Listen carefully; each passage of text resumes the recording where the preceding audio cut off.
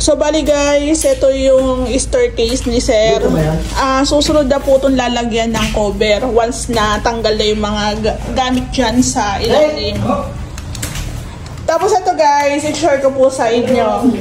Ito kasi, ang gusto rin ni Sir ko is meron din siyang pa-holloway dito. Ayan.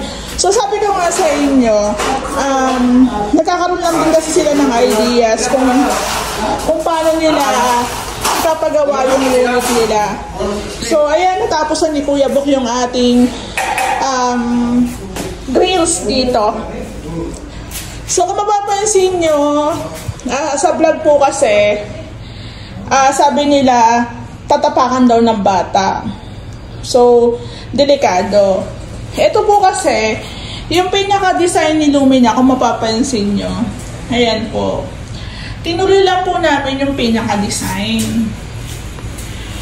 So, kumbaga, kung meron tayong maliit na anak o kapatid, kailangan po natin pagsabihan o kaya bantayan. Kasi, syempre, sabi ko nga, kami po renovation lang. So, ito po para maging maganda lang po yung flow ng handrail ng hagdan natin, lalo na dito sa grills. Ayan po. Tinuloy lang po siya dito. Tapos ito guys, ang gusto rin ni Sir dito, takpan na yung bintana na yan. Pero it doesn't mean na tatanggalin yung bintana, is totally takip na talaga. Pero ang gusto niyang gamitin dyan is glass block. So, meron pa rin liwanag dito sa loob. Kasi kung mapapansin nyo, ayan o, meron tayong andito yung sinag ba. Ayan. So, gusto ni Sir, nakapix na yan, gamit po ang glass block. So, abangan nyo, bibilihan na lang po namin yan ng glass block. Nga po pala, ang paggawa sa amin dito ni Sir, hindi po full renovation. So, kung ano lang po yung kakayanin ng budget niya, o unti-untiin niya po yung unit. So, let's see kung pagdating naman po ng mga ilang months at makaipon si Sir ng budget para sa pagpipintura, pwede naman yun. Pero halos yung gagawin namin dito, halos ano na rin full renovation na rin Kasi magastos nga lang kay Sir po kasi meron na siyang existing na 3-room partition tapos binaklas namin. So, ayun guys. Pero nakatipid naman siya sa materyales. Kasi nagamit pa rin namin siya.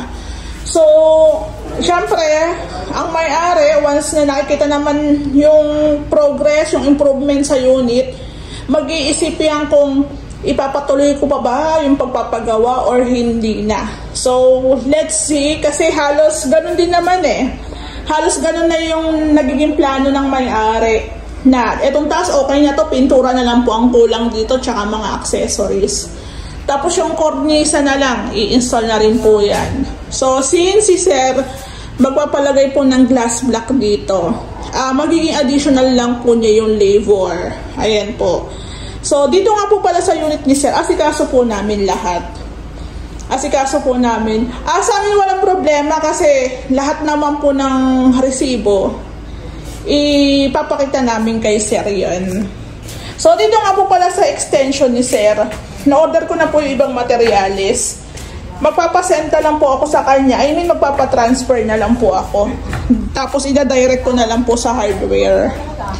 So, actually, yung hagdan ni Sir, okay na to. Cover na lang po ang kulang. Ayan. So, depende kung hanggang saan naabutin yung budget. Pero may plano na si Sir dyan Yung bathroom niya, hindi niya muna pinapagalaw kasi ang alam ko, ililipat po yung pinto dito sa kabilang side. Tapos dito po, magiging kwarto po ito. Dito yung kitchen niya. So, hindi pa lang natin siya ma-figure out kasi meron po dito mga pinagamitan po para sa slab. So, minsan nagiging tulong na rin po namin sa may-ari na yung ibang mga ginamit is dito na, ipasalo na lang po sa kanila. Ito po yung mga semento na gagamitin. Partial to, 100 bags.